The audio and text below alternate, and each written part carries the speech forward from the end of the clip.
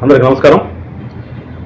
ఈరోజు ఉదయం ఏబిఎన్ డిబేట్లో నేను మాట్లాడుతున్న సందర్భంలో ఆ కాంటెక్స్ట్కి మాట్లాడుతూ భట్రాజు పొగడ్తలు అని మాట్లాడినట్లుగా దానికి కొంతమంది మనోభావాలు దెబ్బతిని అని ఏబిఎన్ ఛానల్కి ఫోన్ చేసి అడగటం జరిగిందని తెలిసింది.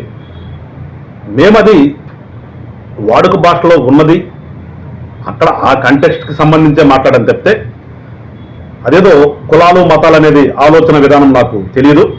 జనసేన ఎప్పుడూ కూడా కులాల ప్రస్థానం లేని రాజకీయాలు చేయలేని మా సిద్ధాంతాలు సిద్ధాంతం కనుక దాన్ని వేరేగా భావించి మనోభావాలు దెబ్బతిని అని ఫీల్ అవుతున్న వాళ్ళు ఎవరైతే ఉన్నారో వాళ్ళకి క్షమించమని కోరుతున్నాను.